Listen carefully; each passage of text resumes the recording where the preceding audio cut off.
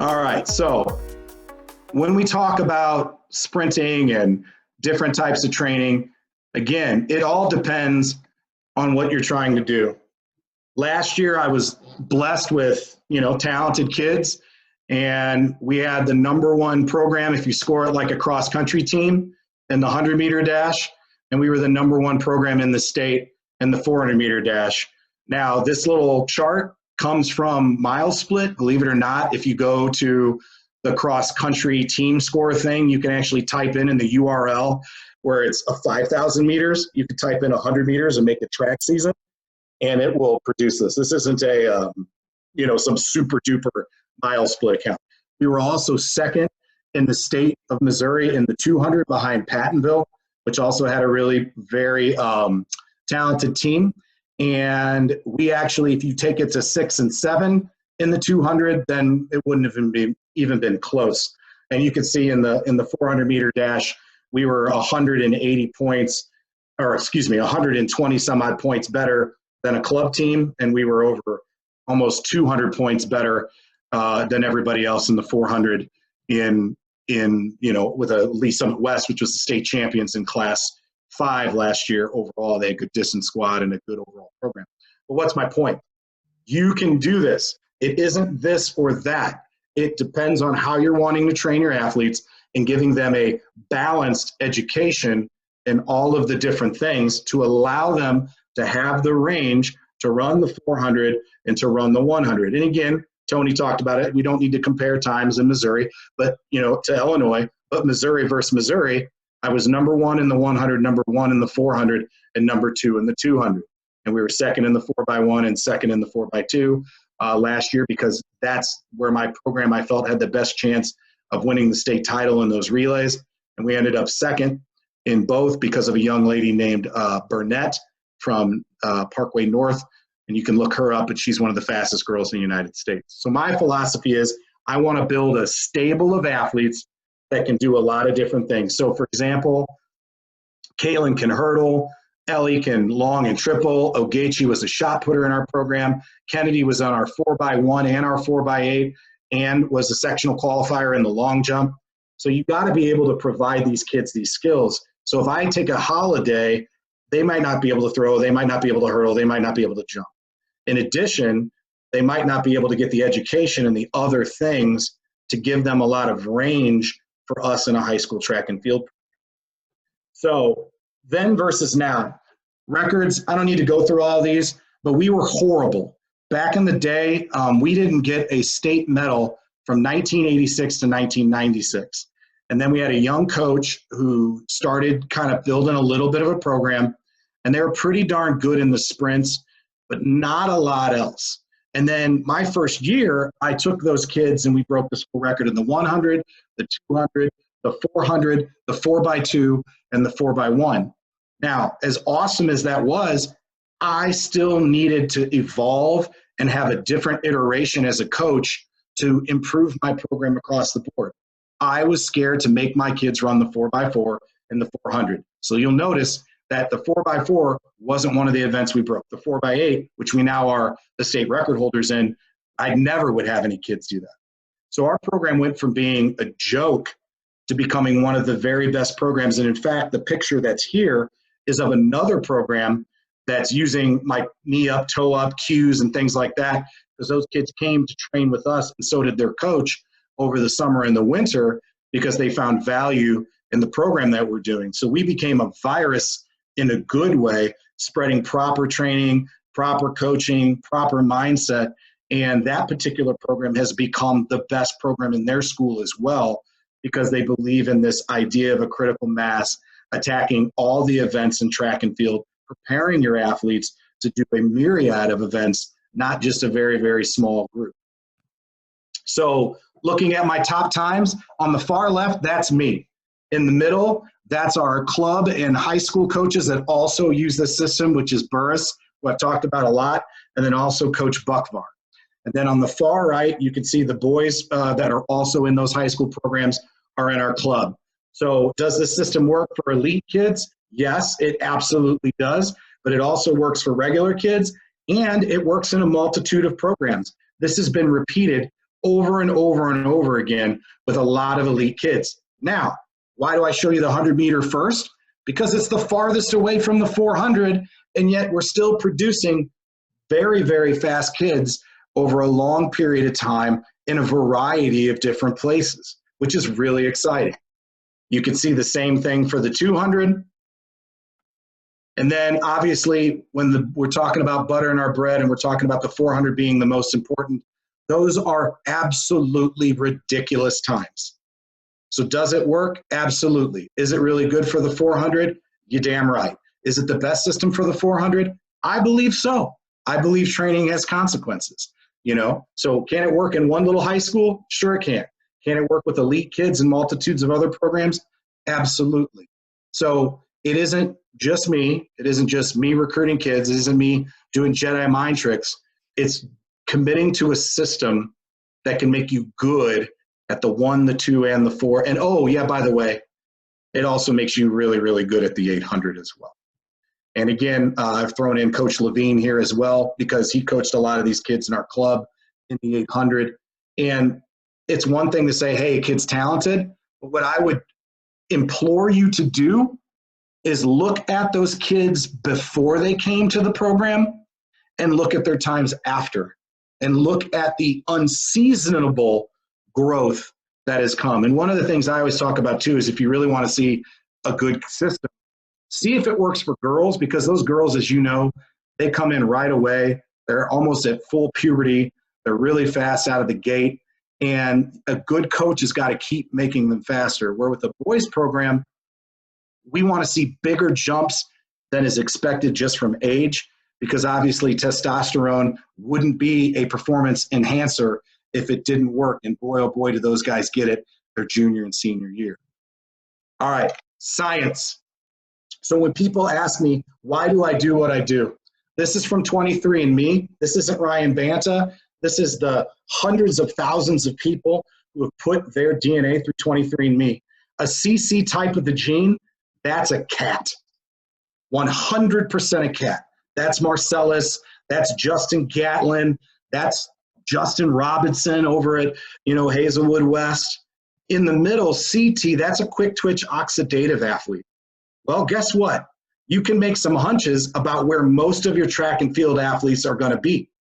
Most of them are going to be in those first two columns. But then, if you're going to train them, most of them are going to be in the middle, unless they're a Western African athlete where they have a high percentage of CC, which is the very quick twitch and quickly exhaustible fibers. The last group, TT, well, they're probably not going to be in track. The reality is, it's like, as Tony just said, and I just said, you got to be fast. A world-class distance runner in the 10,000 meters is still going to run 50 flat for their last 400. So these TT people at the bottom, they're probably not doing track and field because they're not going to be very good and they're not going to enjoy it. So what we want to focus on is the CC and the CT. Why do I start in the middle? I start in the middle with the 400 because that's where close to a 50% for most athletes resides. Then, when their talent reveals themselves, I will move them to a feed the cat system, or I'll keep them right where they're at, or I'll move them up, depending on what their times tell me. If they're an outlier in the 100, 200, or 400, that helps me predict what event I should chase, and specifically what event I should chase with them dependent upon the competition that they're going to face. Now, like Tony, I don't believe in the weight room past a certain point. I believe the weight room is valuable and is useful, but at the end of the day, I lean towards a ancillary system that provides plyometrics more than the weight room. So when push comes to shove, I want my athletes to run fast, and that's going to be the main point over running drills, warm-ups, weight room, cool down, any of that. But number two, my twin sister of speed is going to be my plyometric activities. Now, where did these correlations and charts come from? These books are from the Transfer Training, which was done by Anatoly Bondarchuk. And the higher the correlation, the higher chance that it could provide an improved sports performance. The lower or even a negative. So if you have a female 400-meter runner and she's running 50 seconds, that's smoking fast. She probably doesn't need to be running this or doing the snatch anymore. She should be sprinting and probably doing some plyometrics. Moving to the chart on the right, one of the reasons why I do what I do is, lo and behold, with a woman in the 400-meter dash, you'll notice the highest correlation to improve sports performance comes from running longer than 200 meters, longer than 100 meters, longer than 150. The closer you get to the event, with a caveat, the better chance of an improved sports performance. The higher up you go in your rep distance, the less reps you better do, because you'll notice the correlations fall off on the longer distance. Now, if you look at the bottom of the chart, you notice 1 rep of 400 doesn't correlate very well. Well, why is that? There's an anxiety, as Tony talked about, or whatever, a fatigue, a worry, okay, just at that specific race distance. And mentally, we all know that no matter what you do in practice, it's very hard to emulate in practice what you can do in competition, because there isn't the pump of adrenaline, things like that. Now, if you run a gauntlet, if you're doing a time trial, if you put a free lap watch on an athlete, you're going to get an increased arousal that can overcome some of this locked-in mindset of, oh crap, I've got to run a 400 and it's not going to be as fast as I can do in competition. You can kind of overclock some of that stuff by doing some of those tricks mentally that are very useful. If you move this chart down to a 450, you'll see that correlation gets kind of similar and close back to this one. So why do I run 350s? Why do I run 450s? Because that correlates to the most improved sports performance. Why do I start with the 400 and go down like an athlete I had named Taylor Foster, who was totally a cat? If we tried to do 2 days in a row, she'd blow up. If I'd give her 1 day on, 1 day off, 3rd day on, she could smoke every workout. That's because she was a CC type of athlete, without a doubt, where a lot of my other athletes were more in this range. And the thing that you guys need to know in the critical mass system, it looks different for a 100 and 200 athlete, because it has to, because we're talking about different distances and different intensities, which requires then different training. Now, what does my system look like? All right, so when we look at this, my volume isn't very high. So I couldn't find a good chart to replicate, because I'm not a great artist, but literally what's going to happen is my intensity and volume are going to be in the same area, and then we're going to ramp it up in the first phase. So when you ask me what does my winter look like, it's going to look like this, and then I'm going to bring my athletes to a peak by unloading both, because typically that's right before we get into the track season. There's anxiety, there's homework, people got to quit jobs, people got to get their lives in order because they're going to have track practice, every day, and then some Saturday track meets. Then philosophically, as I talked about before, I will have a loading and unloading stair step throughout the year, and that's called a Cheney model. So you can look that up. And how does that look for me? We have a week that's more speed orientated, we have a week that's power orientated, and we have a week that's quote unquote work capacity, and then we have a recovery week. So there you go. You got your ups and then your downs, your ups and your downs, and then eventually you peak again at the end of the season. How does that look in real life? Well, it looks like this at the bottom. You've got early bird competitions or a time trial, spring break, Parkway Quad, and then we move up. We unload for the Henley Homes. That's a big invite for us. Then we climb up a little bit in intensity and workload. And then, that's 1, 2, 3, 4, 5, right, weeks that I'm unloading. And I'm unloading 5 to 10% a week to provide my athletes that big, big peak that I want them to have at the end of the year as we load and unload. How does my periodization scheme look? Well, it depends. I do different phases and different things at different points in the year, 3 to 6 weeks, depending on how long I have the athlete. Now, why do I switch things up? Coach Keith was talking about it earlier.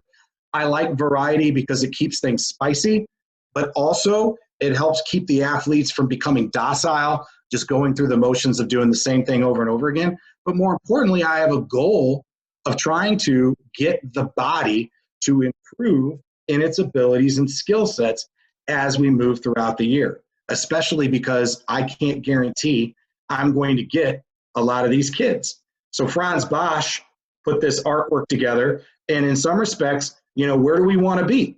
Do we want to be over here? Well, if you're a power lifter, sure. If you want to be an all-out sprinter, we're going to be over here. And then you have all of the other activities in between. I was very lucky to coach an athlete that set the national record in the Army All-American Combine in the bench press by doing 47 reps of 185. This is high schoolers. They don't do 225. And in the same year, I coached a young lady who set the national record in the 5,000 meters before Mary Kane with Alberto Salazar took that record down running as a pro, but as a high school age kid. And so what is the point? The point is we want to move all our athletes forward, but we want to target the specific things, bringing them to a crescendo that benefits them the best. So we've got a bunch of different things going on here. I'm going to try to fast forward through some of this because some of this takes a while, but here's an example of our warm-up. So in our warm-up, we don't do a lot of running. I might do one lap, and I know Tony doesn't do that, but I might do one lap just because I want them to get loose, and I want to catch any weird issues that I might see. Are they moving? Are they grumpy? Are they slow? What's going on? And then we'll do a series of side skips, and then we do low hops, then we sprint, and then we walk. And we start off with a minimal dose. We might only do 2 laps of low skips, side skips, sprints, and walks. But then as the season moves along, we'll add in some of that stuff. And everybody in my program does that. I like having continuity in my program, that all my athletes are kind of doing the same thing for some of this general stuff, because that's good for our program. But we also want to improve them globally and a lot of different skill sets and build them up over time. The only people that don't do the same volume of this, again, would be our full-time throwers, because that's just not something we do with them. So they usually do about 50% of whatever we do for our warm-up. Then after that, we get into our leg series swing series. Now, again, I don't believe that static stretching is a bad thing. I believe that static stretching has its place for tissue, and I also believe that dynamic stretching has its place. So I have 3 different phases of leg swings that we do throughout the year, and they become more complex and more challenging as we move through, because we want the athlete to continue to develop and to grow and to move forward. And I know we're running short on time here, so I've got all these videos on my YouTube page. So any of these you want, you can go to, and I'll give you a QR code or a link to all of these. But we go through these and we change, we change these up as we move forward through different, through different phases through the season, again, because I want to build in different things. So we go to the ground, we'll have different swings there. And then as we move forward, we make these things more complex and difficult and challenging. And again, we do static stretching as well. And what I like to do is I have an A and a B day. So I have an A day that's more dynamic like this, and I have a B day that's static. And that way, the movements, the neurological system moving in that pattern, the joints, the muscles, get a 48-hour break by rotating different warm-ups, different stretch routines. Then with my drills, which is kind of like Tony's X Factor stuff, so I do a lot of drills, which is where we build in our drills throughout the year. And we have 3 different to 4 different phases of drills as well. And again, I've got different hand positions because we might want to take things away. I like moving the arms around at different spots because it forces the lower half of the body to be coordinated without training wheels. Some of your bigger and more powerful athletes could wear a vest, be loaded up with weight, depending on what you're trying to do at the different point of the year, depending on your theme. And everything we do, even when we're walking, we want it to be aggressive, we want it to be fast, and we want to develop the body's ability to resist, that center of mass pulling over the hamstring, to not pull it. And we want the hamstring getting used to being loaded and being able to take force. And the other thing I believe in with drills, I want my athletes to move forward, but I also want them to move side to side and backwards. If you think about football players, The healthiest football player on the field is typically your defensive back. And why is that? Because they go up and down, they go forward and backwards, they go side to side, and they have to turn and run. Where most of the other players in football are doing linear work. And Ryan, wouldn't you agree that basketball players are also very durable because of multi-directional stuff? 100%. I love basketball players. I do too. And one of the reasons why I don't have a lot of kids with me in winter conditioning is that I encourage them to play basketball. And, you know, of course, they tend to also be in great shape because they're doing specific work that everybody'd want them to do, which is a bunch of running and jumping and sprinting, short distances. So absolutely, I agree. Now, this young lady here is a Canadian national qualifier. She's on the junior world team back in the day. And that's Lee Ward. That's the guy who set the bench press record that I was telling you about. And the other is skinny gal earlier. That was the All-American from Arkansas, Diane Robinson, who's also the SEC record holder. So what I want is my athletes to all do this stuff because I feel like it's beneficial for everybody. All right, moving on. So here's my packages of drills. These are my first two phases that I've got here. And so to the left at the top, that's B or A. And then the right at the top, that's A. Then when we get to the middle of the year, I add in some acceleration runs into it. So I'm smashing different stimulus in, adding slight amounts of increased volume, but not a ton, forcing the athlete to keep moving forward, getting better, and adding in a little bit of work. The other key to this is when we do the drills, you want to build on your previous drills. So that way a kid's not like, holy hell, what is this? And you end up like trashing a season by trying to do something really cute with an athlete. I like to take basic skills, build on them, then combine them, then add in a little bit of volume. As we move forward, this is my phase 3, which I call Nirvana.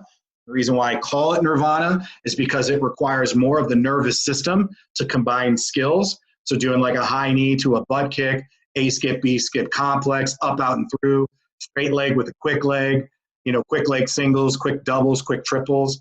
All of that stuff is combining a bunch of different skills, and we want to make our athletes better. The bottom one is what I would call my phase 4, and this is built off of Franz Bosch's stuff, where we build all of our warm-up now is not single drills. Most of it is drills with sprinting and complex movements on cues, where we'll do an A skip or an A run with high knees, and then a quick ankle, and then high knees, or run with an A run to a straight leg bound to an A run, and blending in, or slow fast. So running slow and fast, learning to accelerate and decelerate and accelerate again, using all of these things to break up that neurological system to force it to continue to be fast and explosive. And all of this stuff we do at the beginning when the athlete is most neurologically fresh. Then with my weight room, these are two opposite ends. So what I call posture buttressing, I call it that again, because if you say general strength, kids don't want to do it. They're like, this is a waste of time. And then over here is my most extreme strength program, which again, I would only do with my athletes that are very, very advanced. I never move an athlete forward unless they can do some of the basic things that I want them to do through movement. I'm going to play both of these at the same time so you can watch whichever one you want to watch. And again, these are different things for different athletes at different times. Right here, she's doing an alphabet speller, again, to balance off that one leg. Over here, we're doing a bench, moving it as fast as possible, so velocity-based. And then below, you have a what I call a plyometric bench. You'll see he's releasing it and catching it. Standing single straight leg or quick leg, you know, and building in all this different types of stuff. So after we bench press, then I want to go over and I want to slam a med ball, be explosive. You know, again, going to specific things that you could possibly do. So a split squat, again, trying to move the bar as fast as you can move the bar. And again, you probably can move the bar a little faster. Over here, I like working on the posterior, doing activities that are posterior chain, which is a really good one. So if you don't have a back hyper, you can still build it in. This particular activity on the left, these two are two of the best to keep an athlete's hamstrings safe. Two of the really, really good activities that reduce injury. Over here, we have a complex lift on the right. That's very difficult to do. and requires a lot of balance and explosive action. And so everything we do, we want to go from basic movements to more complex movements as we move along. And we want to build in certain things and increase and crescendo our intensity and our speed and our weight if we can at the same time. And like Corfus says, you know, do you want to be bigger, faster, stronger? I'm, again, one of those guys that I want to be faster first. So the weight room is always going to be one of the last things that I'm going to worry about for my athletes. I'd much rather them be good jumpers. I'd much rather them be balanced and fast and mobile. And a lot of this stuff comes from Franz Bosch and a couple other guys that are really trying to be creative. This one I would not do, and I've actually taken this out of my program. I don't like it. I'd rather just power clean normally. But again, these are different phases. You do different stuff at different times of the year to try to build on things in crescendo. Again, catching the weight, so he's lifting the weight out of his hands and catching it. And again, we would go heavier with him, but he's already done a ton that day that he wouldn't do all in one session, typically from the running and the jumping and everything else. This is another one I like, and you don't have to have a bar on your back. You can do this with a vest. You can do this with a heavy med ball. These are all great things. So that's kind of how I try to be creative in the weight room with what I'm doing and moving the athletes from basic skills to more advanced skills as we move forward. Okay, I'm going to move on. Here's an example of those workouts on paper, what they would look like. And again, this is a lot of stuff. So to me, what I find most important is whatever lift you're going to do in the weight room needs to have the most bang for the buck at the beginning. So a Hellraiser, which most of you don't know what that is, that's actually an Olympic lift variation. When your athlete comes into the weight room, that's the freshest that they're going to be in the weight room. So I want to do whatever they're doing at the beginning of the weight room when they're the most neurologically fresh. So Olympic lifts should be the very first thing that your athlete should do, if they can do it. Now, if they can't catch a bar, if they can't move it through the weight, then you have to go to more basic movements that are more bang for the buck.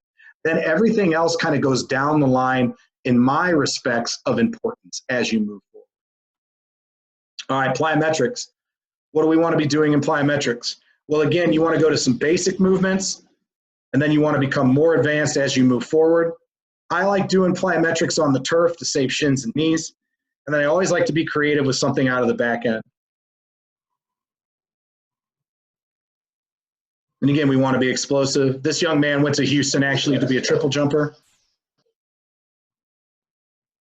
And then as we move forward, we get a little bit more complex. And this is our school record holder in the long jump.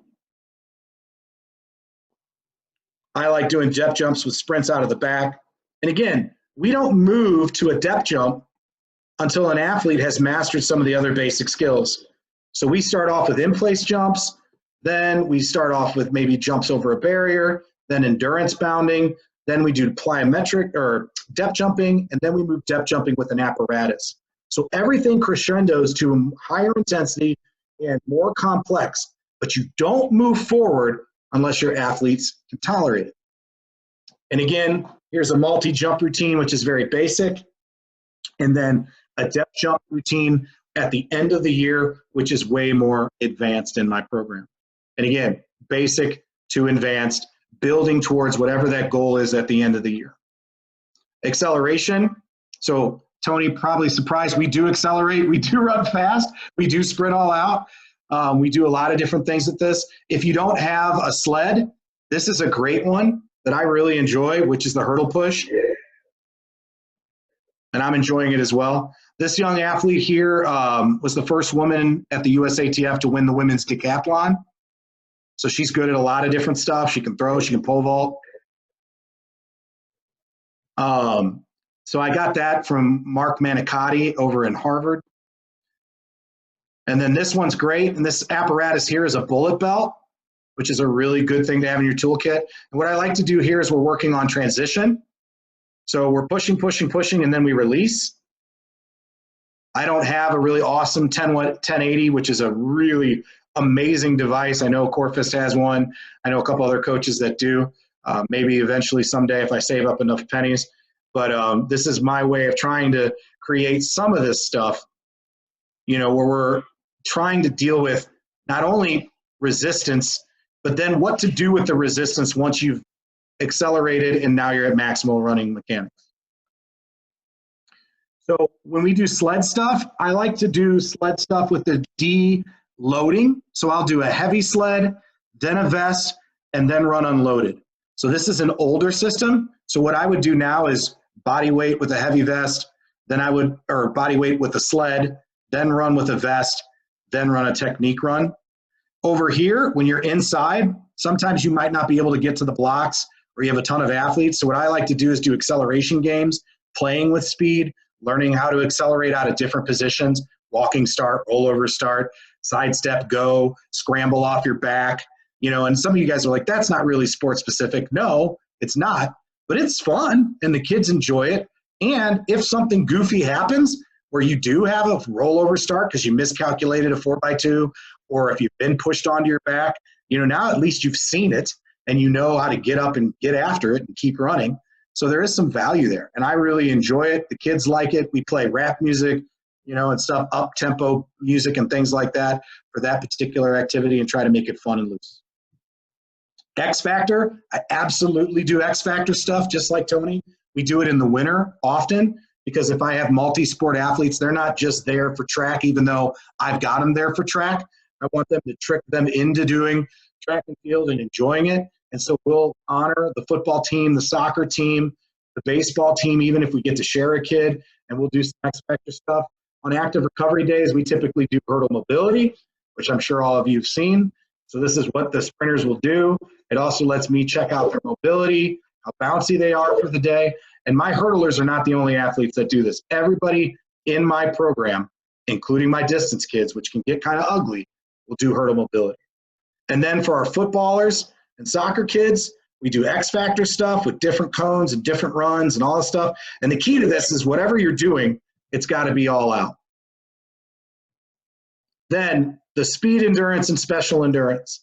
So we have different types of runs. Here is a what I would call a speed endurance run. It's 120 meters. And this is our club team. And you'll notice most of them will start in a crouch start or a lean start. Now, no offense, Buckvar, but your athlete that's in front here has got some bad front side stuff. We need to fix it. Might have been why he pulled his hamstring.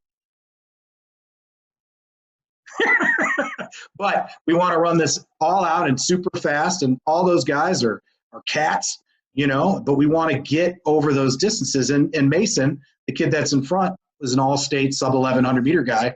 So again, when you're doing the critical zone, I'm going to run just above and just below the 100. I'm going to run some 150s. I'm going to run some 120s. I'm going to run some 60s. I'm going to run some 80s. We're going to do acceleration work. And then over here, this is a D2 national champ in the decathlon. Brent Vogel is his name. And he was trying to have a second career before he got to be a pharmaceutical sales guy and made a ton of money. But he was going to do it in the 400. And so I'm cueing him on each spot what I want him to do. We want the athlete to get out. We want them to run tall and quick on the back straightaway.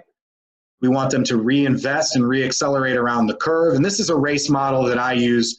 Again, we're running a 350 here. And we're getting after it. And then I tell them to reaccelerate. And then in the last 50, I tell them to go to the hands and be quick with the stride and not to overstride.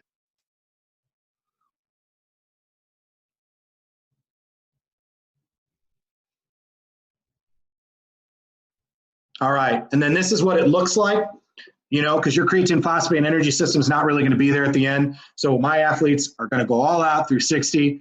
I don't tell them to float anymore. I tell them to be fast and maintain on the back straightaway. We tell them to reaccelerate and reinvest around the curve, and then go to the arms and keep your stride quick at the end. And we use this race model in whatever distance we're running. We just cut off whatever we don't run. So if we're doing a 250, we stop at the 250 mark. If we're doing a 350, we stop at the 350. If we're running a 450, we extend it out past. But whatever distance you're doing, we keep the model the same so the athlete learns to tolerate that and knows how to run it and has been there before and has experienced it. in the critical action. And again, we're giving them a lot of rest in between, 15 minutes in between, and then we have buildups in between that 15 minutes. So at 7 minutes to 8 minutes, they're going to run a couple buildups before they do their next 450. Over here, if I'm going to do some lactate stacking, okay, you can do this instead of running over and over 200s, especially with a sprinter that doesn't do well over 200. You can use 150s and then throw 40s on the back of it and make that the lactate stacking workout. But again, that's something you might do with a 100-meter athlete, not so much a 400-meter athlete. But I wanted to show you different variations of things that you can do. All right, the 150 race model. Okay, now this is for an athlete that's a 200-meter dash athlete. I set up cones all the way around the track. So we have a drive to 20, then we have a transition where we have a cone to a cone. Then I tell them to run tight and tall to the curve. Then when they get to the exchange zone, we actually have them float to the outside part of the lane to take advantage of that force that's coming that wants to be set loose. And then we have an exaggerated A run at the end because we just want to challenge them to open up their stride and sprint fast. We don't do a ton of these. The most we would ever do in a practice would be 4, and that is extraordinarily rare. Typically, we do 2 or 3. And again, we would do less with your new athletes who can tolerate that. And at any time an athlete begins to break down or looks terrible, you shut the workout down. That's one of the things that you got to understand. I'm not married to, oh, this is what it says on paper. If they have 2 intervals in a row that look like crap, it's done. Practice is done. So how do I load my athletes? I use this as my guide. And again, Tony says, you know, some of this stuff doesn't matter. That's true. But I think all coaches need to have a starting point. So again, in the critical mass system, where am I going to start? I'm going to start on this bottom end for all of this stuff. And we might never get to this high end because some of that's built for dudes, not women. You know, so it's very different depending on what you're doing. And again, if you don't get there, there's no reason to force it. But I do want to get to the minimal amounts of dosage in all of these things. And I want to touch on most of these things in a 400-meter dash, but you can throw out some of this other stuff that doesn't matter.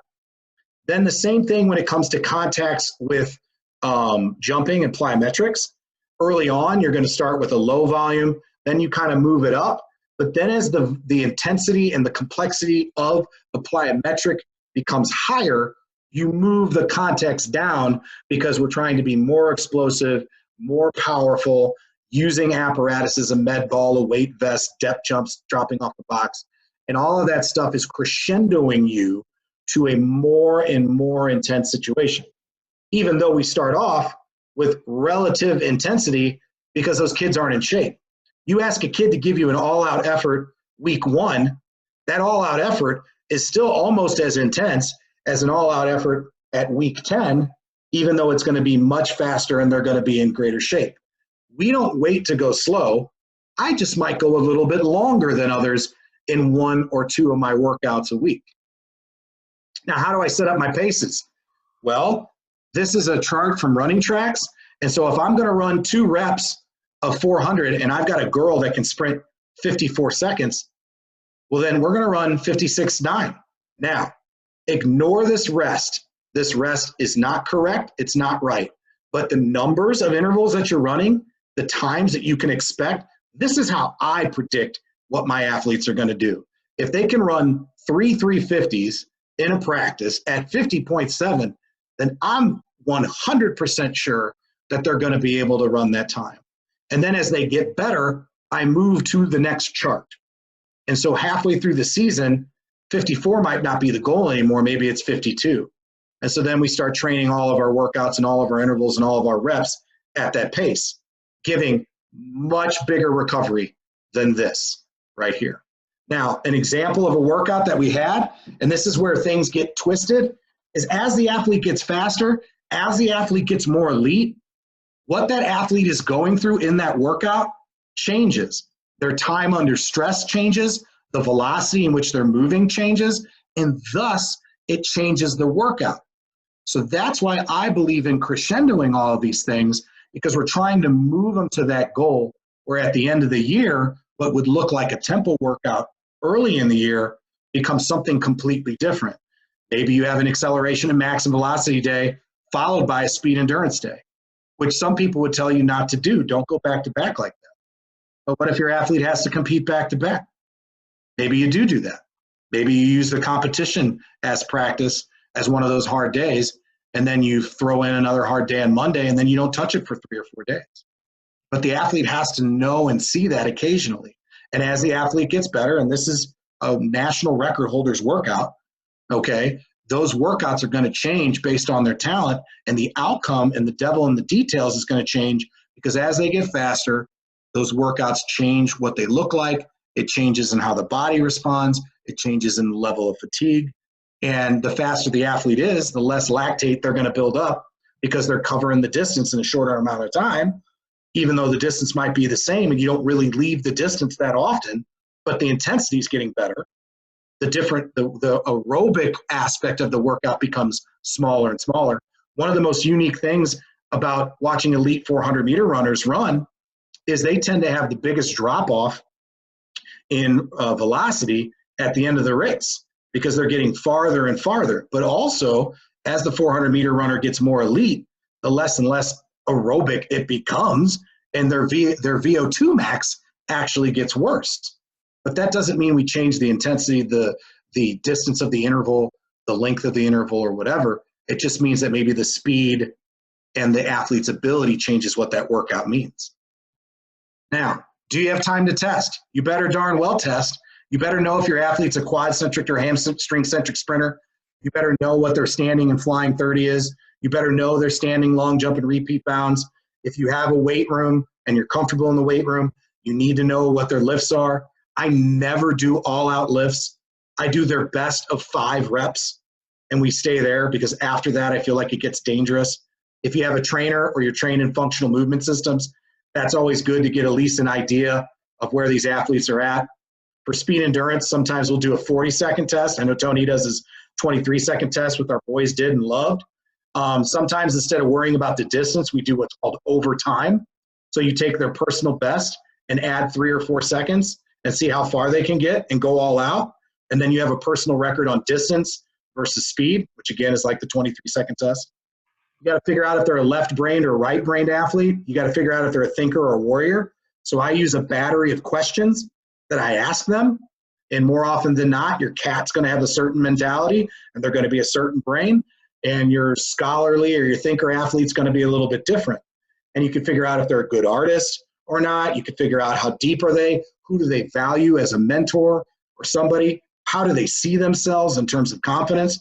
And you use all that psychological information to also build your communication toolbox with them and figure out their head and how to get them to do the things that they never believed they could do. What do mentally strong people do? Well, they do a lot of things. And I think it's important for us to provide athletes those opportunities to work hard, to be happy, to be kind, to invest themselves, be accepting, be responsible, celebrate other people's success. And so I have built in my program, and this would be a conversation for another time, but I do all of these things so that we can do some of that stuff that some people don't want to do, that might seem hard or tough or difficult or just grueling. And it doesn't seem as bad because we've built them up over time in a psychological taper. And then again, how do I get kids to enjoy track and to be a part of it? Well, I don't nerf training. I just try to do everything I can to build up things that make the culture of the program fun and make track and field an event. So yeah, sometimes the training might hurt. It might suck. But at the end of the day, you're a part of something bigger and you're a part of a culture that's really fun and is enjoyable. And we do a bunch of different things in our program. Now, obviously, I'm not having my sprinters do a milkshake mile. And no, they don't drink a milkshake and run a mile. That would be a bad choice. They'd vomit all over the place. But that's for our distance kids at the end of the year, that we do a little thing where if they go out and run a personal best in cross country in the mile, we all buy them milkshakes afterwards as a celebration. And basically they just have to run their season's best time. So no matter what cross country ends well or bad, they have a good moment. We do secret track buddies. We do a team theme for every track meet. Dress nice and wear tennis shoes, twins, pride and pigtails. We do all sorts of stuff. We do a team breakfast. We do a ceremony where everybody gets inducted onto our team like a sorority. Everybody has a big sister that helps them in the weight room, during drills, during our mobility. So we do a ton of stuff to make our team an event outside of just practicing. Now, what is the things for winter conditioning? Well, when push comes to shove, I'm not going to be so worried about speed endurance and special endurance, even for my long sprinters, okay? I'm going to be more worried about acceleration and max velocity because that's what I can get done inside. You know, in the hallways, I can get that done and I can get that done safely. So most of the time, that's what we do. If we have bad weather, I go outside. You saw those 2 workouts I showed you on the speed endurance and special endurance day. Both of those had terrible rain and cold, crappy conditions. I'm not afraid to go outside and run because, well, first of all, I don't have a lot of options. And B, you know, what happens if at the district championship and the state championship it rains? The last 2 years, well, this year we had a virus, and the 2 years previously we had tornadoes. One hit the track, you know, and the other one got close enough that it delayed our meet by 6 hours. And at our district meet, it was the coldest day in Missouri history for a high temperature, the coldest high temperature ever. And it was raining. So you got to get your athletes used to that. But if it's so bad, then you need to create a scheme of workouts that gets to that critical zone, that critical intensity that fits it. In the winter, we lift 5 times a week. If I'm going 5 days, most of the time we do 4. With my athletes, I'm going to cast a wide net and try to catch as many of those athletes as I can and do the most things together as possible because I'm oftentimes one of only 2 coaches that are there. We're focused a lot on plyometrics and medicine ball work. We do X Factor, like we just talked about. And I don't phase my athletes into different training like I showed you with all those other modalities if they're not there all the time. You get rewarded through consistency. I'm not going to do something cute and new just because it's 4 weeks later and you've only shown up 3 times. This is oftentimes where I test my athletes in the standing 30 and flying 30 as well. We develop goals. And you can be really creative. So let's say you don't have a lot of space in the hall, but you want to do jumps. You can get a lot of people through jumps with just being creative. And so again, if the weather sucks and I can't go outside, we can still get a lot of stuff in.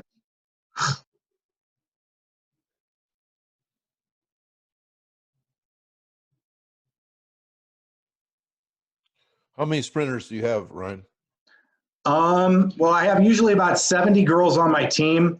And out of the 70, I have about 25 girls that think they're sprinters.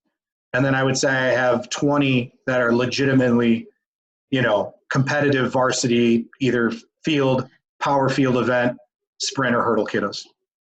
Yeah. So you can see I've stair-stepped this too so that they don't have to fall off and they can move through it quickly. And this is a winter conditioning session. You can see my boy, Coach Warren's checking his tweets back there. All right, so here's the last 3 slides, and then I'll be done. I thank you guys for being on this for so long. So this would be maybe week 1 of what we would do early in the season. This would be a week 1. This isn't necessarily what you can do. You can float a lot of things around and switch it up.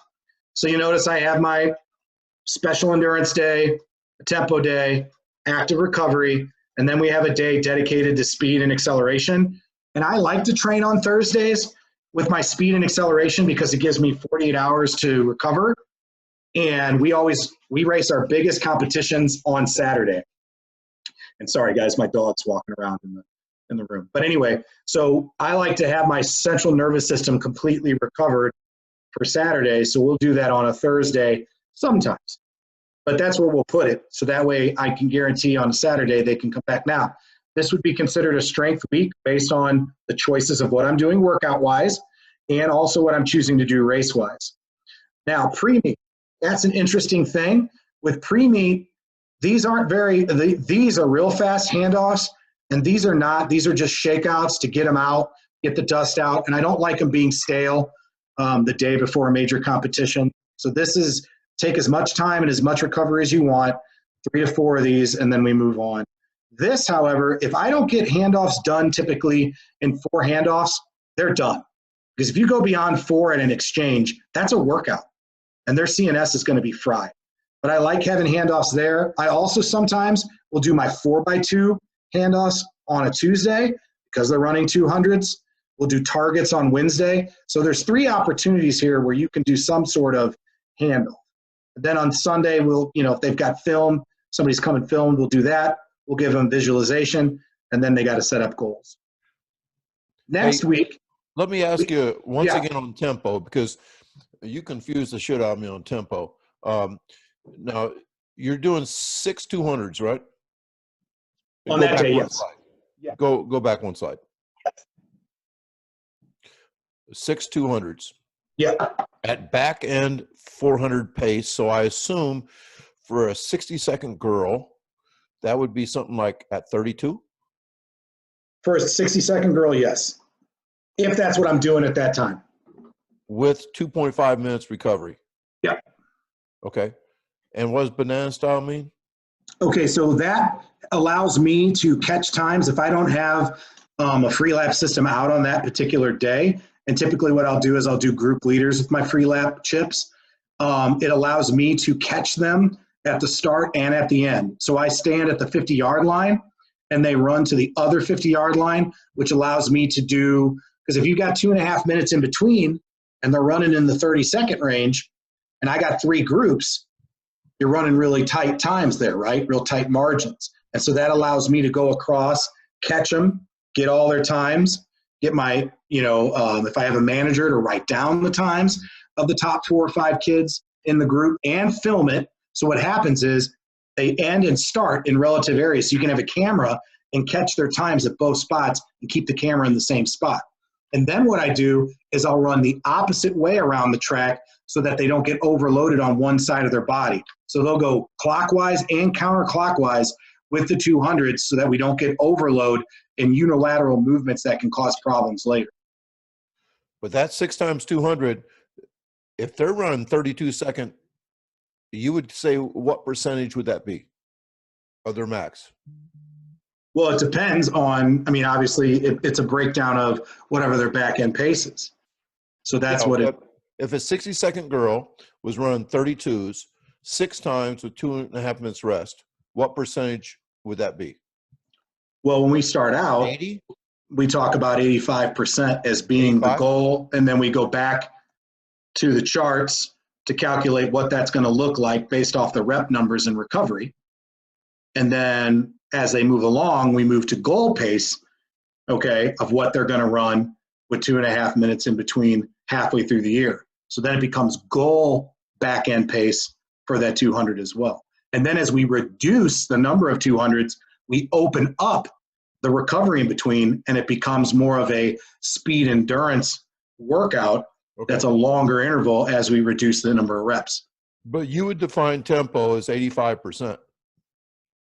No, well, tempo for an intensive, so it's extensive or intensive, right? So if we're working on back end pace and that's the goal of that particular type of tempo, then it would be 85%.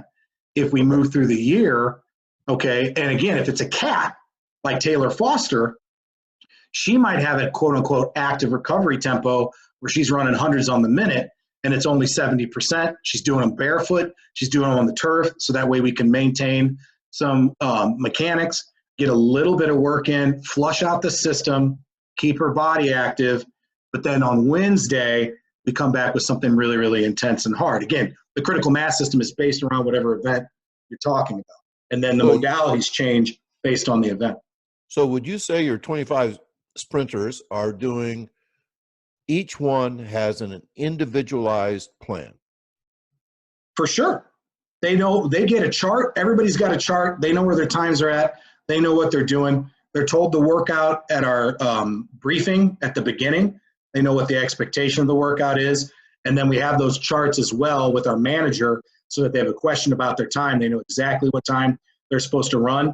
And then most of the time our group at the beginning starts out with rookies, veterans that are untrained, and veterans who are trained from the winter. As the season moves along, I move my best kids in to the same group halfway through the year, and then the rep number doesn't change. You still have different numbers of reps, but the intensity within that group will obviously change. Okay. So like a rookie might be with a veteran, but they might be doing only 3 200s instead of 6. Okay. And so then what we have here is what I, again, what I talked about, we'll do one with the sled, one without a sled, and then we'll do a flying 20. So we'll do a sled, or no sled. We'll do a 3-point. We'll do loaded up, and then we'll do an unloaded. And again, to constantly work on that overloading and then getting to a flying situation. So what'll happen is, we'll start off with 1 rep of 3-point, 1 rep from the blocks, and then 1 rep flying, and then we'll repeat. And that'll be our practice for that day. The other thing I try to do is whatever my hard days are, quote unquote hard, Monday we'll lift weights, and we'll also lift weights on Thursday. I won't lift weights on Tuesday, no Wednesday, no Friday, no Saturday, unless it's a practice, and we might lift on Saturday as well. So I try to link up my strength training with my tough days, because for me, I want my tough days to be really tough, and I want my moderate days to be middle or moderate, and I want my recovery days to be like at a 0 or a 1. So you're 7 days a week? No, I don't train on Sundays, but they might have a task to do on a Sunday that they go home with for homework. On that Sunday, you just said that you do something, right? No, Saturday. Saturday, they might lift if we have a practice. No, we don't have Sunday a practice. Says you review film, visualization, goal setting. Right. So they have homework that they do at home, and I give them a packet of things that they do in their little folder that they do throughout the year that we build in. And again, you have different percentages of kids that buy into that, but most of our kids do that. So then what I do with the second week is I flip it. Then I do an acceleration or a shorter sprint day on a Monday. I reduce the distance of the tempo day. We have active recovery and visualization. But then my Thursday becomes the longer interval day. So now you have a load on Monday, right? Tempo, active recovery, CNS day that first week, race on Saturday. Then you flip it. You have a CNS day on Monday, tempo on Tuesday, active recovery, and then a lactate day on Thursday. And so you have these pulses throughout the weeks, and you're loading and unloading just above and just below the race distance to allow for that. Same thing, same kind of stuff on Friday, just maybe a slight variation to keep it interesting. But again, that's not meant to be all out. That's meant to just shake the legs out. And we make sure the athletes exactly know what to do with that. And then on that Saturday, because I'm doing what I like to say is a speed week, well, then we're going to run the short 100, we're going to run the 4x1, and we're going to run the 200, and we're not touching a 400 or a 4x4. And then what I like to do to break down an athlete when it comes to their rhythm lock is I do what's called a dynamic stereotype run. So what I do in this video, and you're not going to be able to hear me cue it, what they're going to do is they're going to run all out through 30, a run for about 10 to 15, and then they're going to sprint out for another 15 yards behind it. And the goal of this type of workout is to force the central nervous system to deal with a bunch of different responsibilities.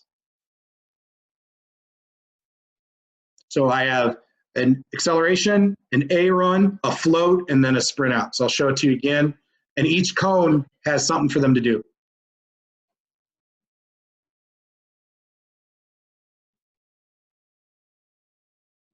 And that's not the greatest video, obviously, but I do have the link to that, and I can send that to you. And that, again, is something that you would do on an acceleration or a maximum velocity day that's guaranteed for that particular event, for that particular modality of what we're trying to work on that day. And what that does is it forces the athlete to get out of their rhythm and to develop neurological. And then the last week, we go to what would be like a Clyde Hardish type of 400 workout. Now we're not doing 100s or 150s or 200s. Now we're doing 100s. We're doing them barefoot, just like I told you. We're doing them from a 3-point stance. Active recovery again. Now Thursday is for sure a speed endurance day with a race model, which again, they drive out for 20, transition for 10, run tight and tall to the turn, float out to the outside lane, and then A run on their way in. Saturday, now we've got a mix. We got a 4, a 2, and a 4x4. And again, they've got their homework. Would you consider any of those days a speed day? This week, no. The speed day would be the competition. So you've abandoned speed? No. In week, just as this week, because this would be your strength week. Well, last week was your speed days. What's that? Right? You said you did no speed days on this week. Except for the competition itself. and then you do speed endurance on this day. And then you have to remember, Tony, at this point in the year, all those drills and all that neurological stuff and all those accelerations at the beginning are happening before this. So if you go back, remember, I'm doing all of this different types of stuff, okay, before the workout, that all is at high intensity, X factor or all out speed, accelerations and buildups before they go do this. I'm just saying you're not timing any short sprints, period. That's correct, right? Everything's getting timed. And again, we're talking about a 400-meter athlete. And on this week, it's a strength week. That other week, it's a speedier week. Right? Absolutely. And that's why it's still there. I'm just trying to draw differences between your program and mine. For sure. Yeah. Sorry, guys, for taking so long. No, I'm not saying it's wrong. I'm just saying, you know, I just didn't see a speed day.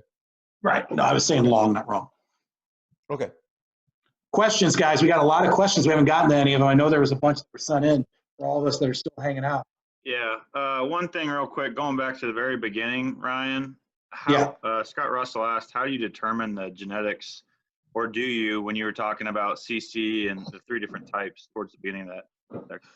Perfect. So if they're an outlier in different ways, so that's why we do all those different tests. So if they're an outlier in a flying 30 and they suck at the 40-second test or a 400, or they're trash 2 days in a row from a 2, you know, like they can't take 2 days in a row, that's a CC kid.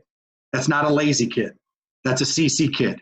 If they are bouncy and neurological, believe it or not, they tend to be more of a longer sprinter. If they're a quad-centric, a force-driven sprinter, they tend to be a CC, more like Dwayne Chambers, Craig Pickering, somebody like that, or even a Justin Gatlin.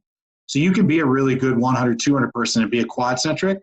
If they throw, if they're an outlier on a forward medicine ball toss, forward, underleg, they're probably quad-centric. If they're an outlier on a hamstring or overhead back, they're likely hamstring.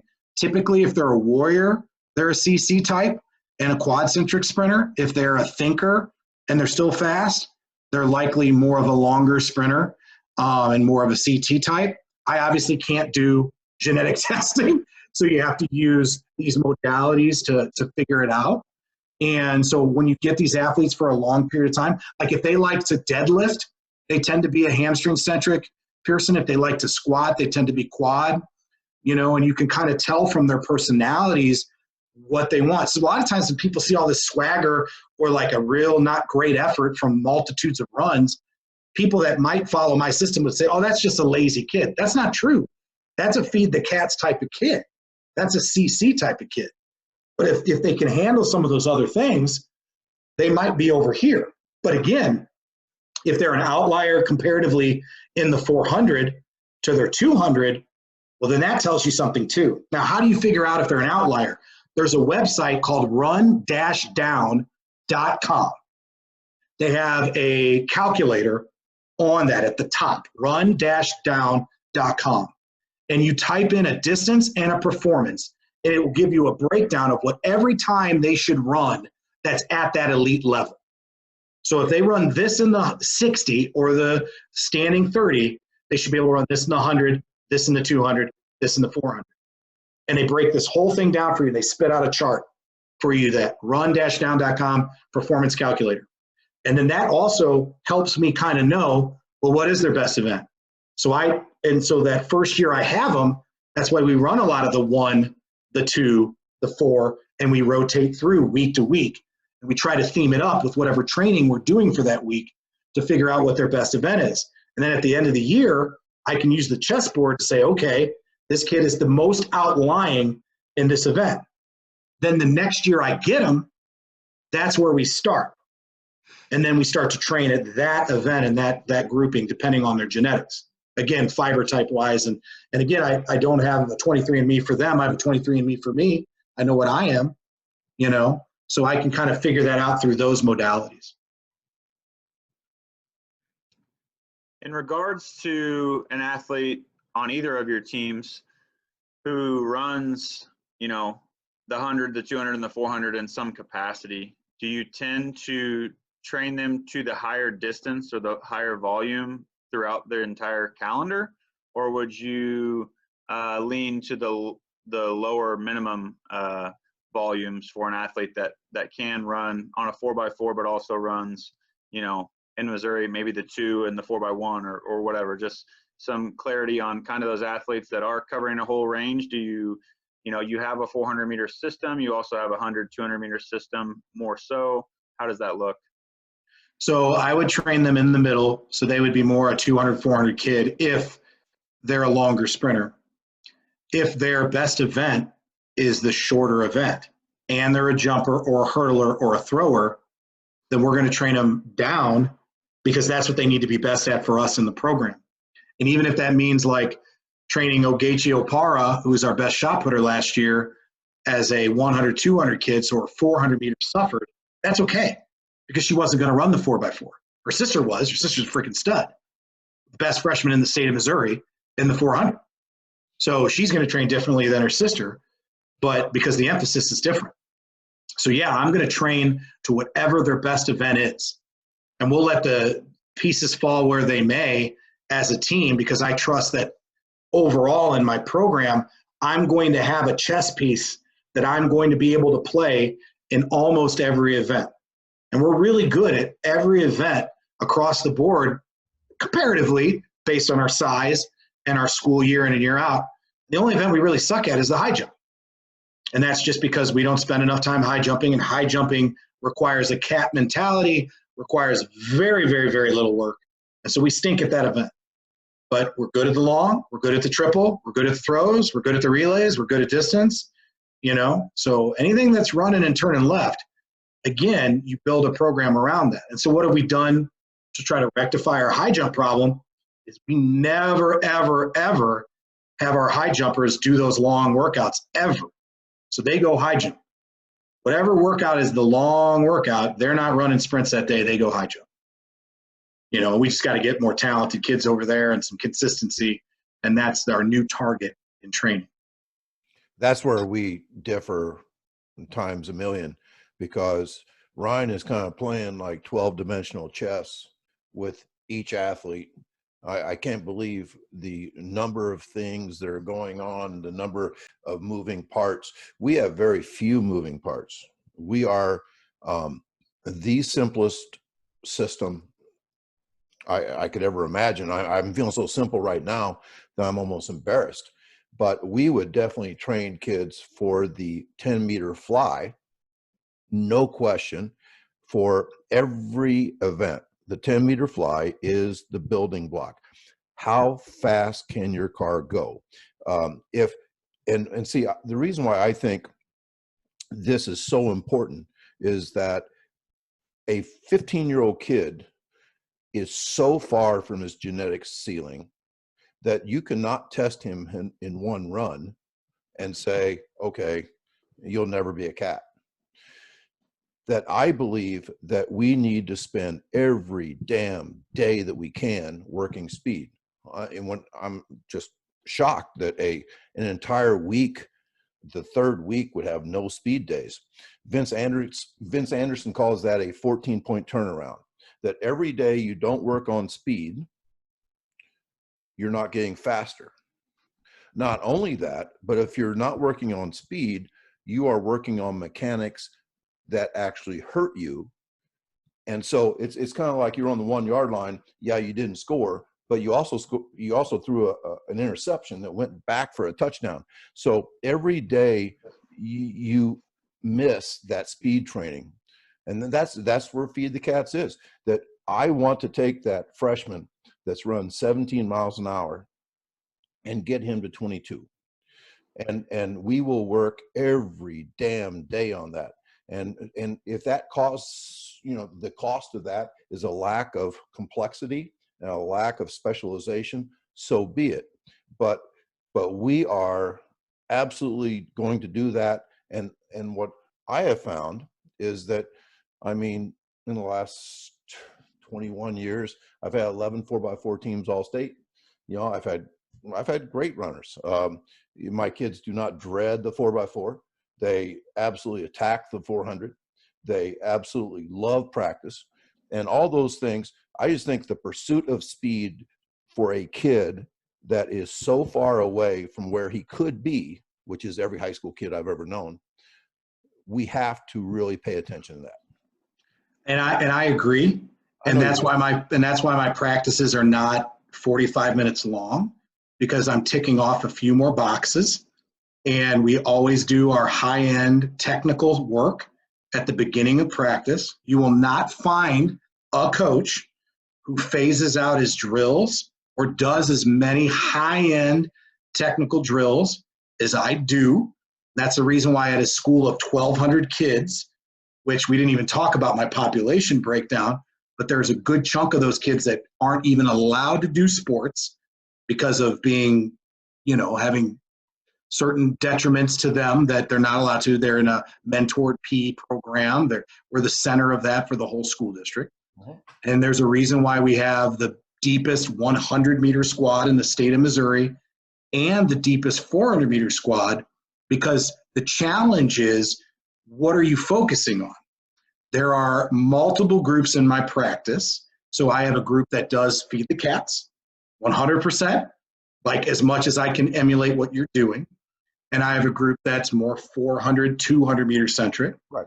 I have a group that's critical zone, which they'll float between the distance and the pro. Now, I'm the head coach. My kids are always there. I'm also the head cross-country coach, which allows me major control over what's happening in my program. So that's your problem, right? The cross-country thing, that's like no, well, I coach football and track before I coach cross-country. No. So, but the point is, I have control. I have control over all of that, so that way I can theme up all of the days, so kids can float between. And I'm a track and field program, so those kids have to do their technical events. And on those days that they're doing technical events, they're doing all-out speed, approach runs, full blast, plyometrics. But when we're talking about a 400 meters, there might be a week where their speed is coming from the technical work at the beginning of practice, in the drills, and in the acceleration and max velocity runs at the beginning, but that doesn't make up the meat and potatoes of that particular practice of that week, because they're a 400 athlete. And again, if you go back to Anatoly Bondarchuk's charts, you find the most improved sports performance for a 400-meter athlete would be a 300-meter interval, because that kid's a 400-meter runner. But that doesn't mean that's where we start. So I think Bondarchuk, to act like he is God's gift to the science of 400-meter running, I just don't accept that. You can. He's a hammer guy. I know that. But these are athletes from a controlled Soviet system. Sure. That they've run through all of these data points. And I'm also seeing it as a coach. And then 23andMe tells me that my population breakdown of CT versus CC, almost all of the populations racially that I'm looking at are in the 50% amount in the CT, which means I can take them this way, or I could take them this way, or I could stay right there. And then their ability level moves me to where I would train them. So Taylor Foster, she couldn't handle that program, so she became a cat. Amari Hearn became a cat, But then Ellie Liebman was our school record holder in the long jump, went 18.6, but also could split 57 and the 400 and run. So she did a little bit of everything. It's not like she only did the 400-meter stuff. She would do her jump stuff and her approach runs. And everything changes depending on the menu in which the athlete is going to train at. So with the way you label kids, and see, I don't label anybody. Every single sprinter is coached the same way for me. And if I coach college, I would coach every kid the same way. And if I coach middle school, I'd coach the same way. So we're really different. You coach every single kid different.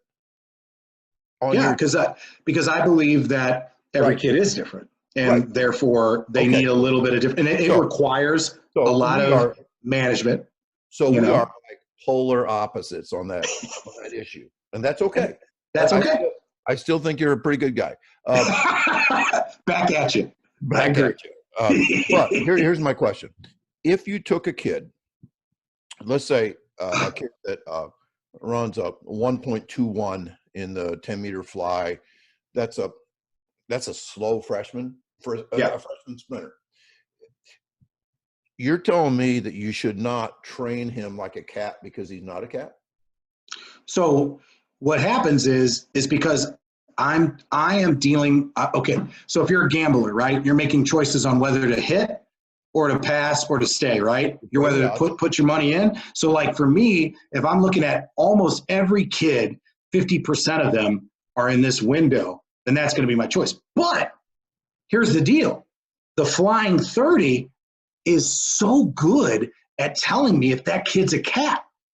It's good. I know, but you're labeling that kid as a freshman. Right, but here's the deal. If I so let me finish. All right, go ahead. Okay, my kid that would have been MVP this year came in running 121, best time as a freshman, 121. This year he ran 098, and the reason why he ran 098 and is going to be a great wide receiver in college football is because I did not label him as a non-cat as a freshman, because I believe I can transform a generic freshman sprinter into a cat. But the only way you do that is by treating them as a cat and making a commitment to daily, long-term speed development. Because as you know, speed is the hardest thing to coach. 100%. 100%. It is so hard that most people don't even try. They just accept there's genetic speed and there's slow. That's all there is. And that God makes milers. No, God makes sprinters. And that coaches make milers. That we can really improve endurance. We really can. But speed grows like a tree. So I believe you have to take that freshman, if he's good enough to make your sprint group, and treat him like a cat in order for him to have a 4-year plan of development and speed. And if you abandon speed with that kid by saying, oh, he's me 23, CT, CC, blah, blah, blah, then you're right. He will never get fast. That's why. So that being said, remember, for the people that are listening to this conversation and may listen to it later, you coach young boys, young men, who are going to continually get better, and their genetics are going to change, and some of them are going to grow 8 or 9 inches while they're in high school, right? I coach young ladies, and so they come into high school with most of the gifts that God gave them. So when I'm making these decisions off of data, both scientific, anecdotal, my own perceptions, my history, and my program, to make choices based on what I'm seeing. So you're 100% correct. But I'm coaching summer track. We're training them in the winter. We're training them in the actual season.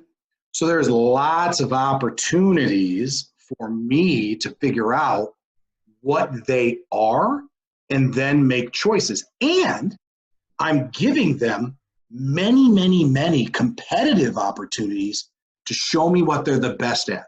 So I might lose a year, but by testing them 100, 200, 400, and then revealing to me what they are, that allows me to then go, oh, you're this, you're that, and the thing is with this conversation is, because I've got the best deep 100-meter crew and the best deep 400-meter crew, you got to assume that I'm making, more often than not, the right choices about where they should go. And everybody in my program throws a javelin, shot put, long jumps, triple jumps, right?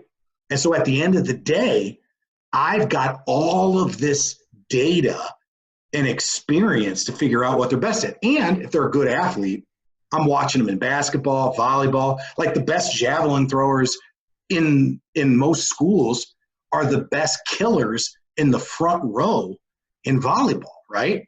So you're making these decisions. We're talking about the 400 meters. We're not talking about the 100 meters. Now, if we're doing the 100 meters, then it's a different ballgame.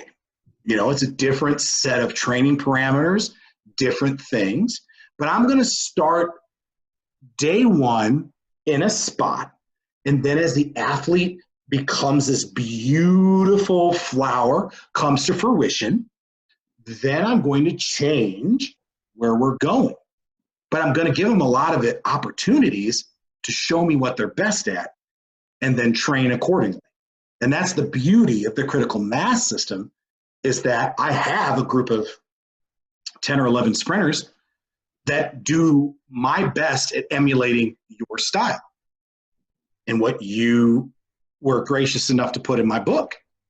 But when it comes to 400, 200 athlete, I'm going to train them a little different, you know? And there might be a week where in the energy system development, they might not do something that looks like absolute speed, but in the warm-up, the plyometrics, the build-ups, the runs, the beginning of practice, they're still doing maximal velocity. And we're timing, and we're throwing free lap times on them and all that kind of stuff.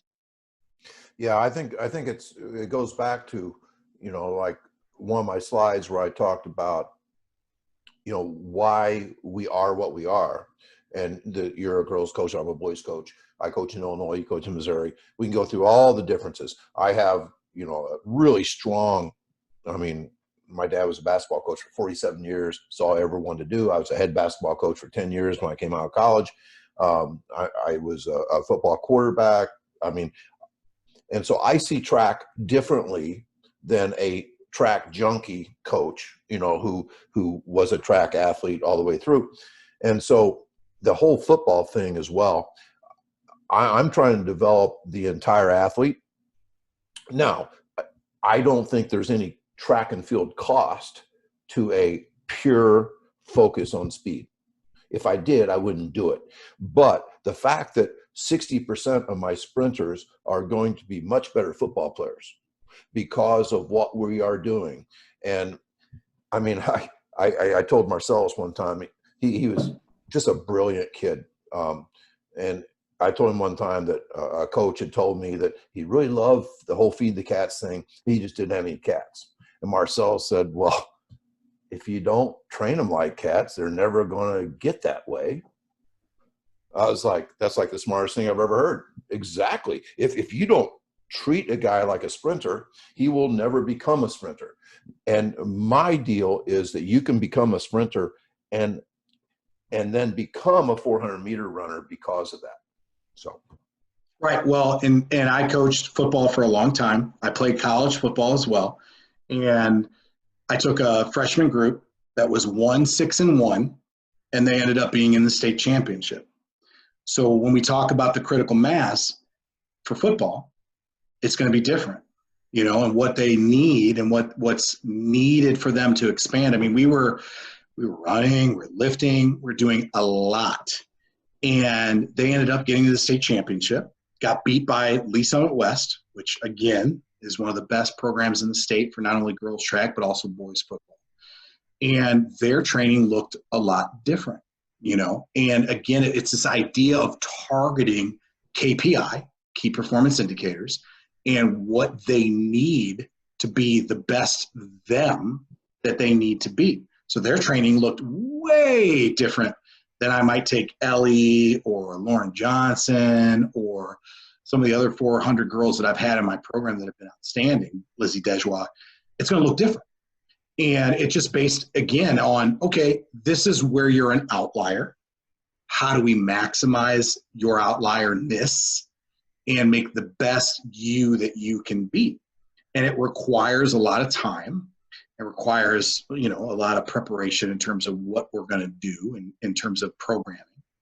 But at the end of the day, I believe that there is an idea out there, which is KPI tells you this. Okay, so how do we play above it and below it? And how do we develop the key systems that allow that to be the most positive we could possibly be to develop the best athlete at that event, you know? And so, yeah, my training program's 150 pages long. So It is. what would you say if I said that you are the most sophisticated, complex coach I've ever heard speak?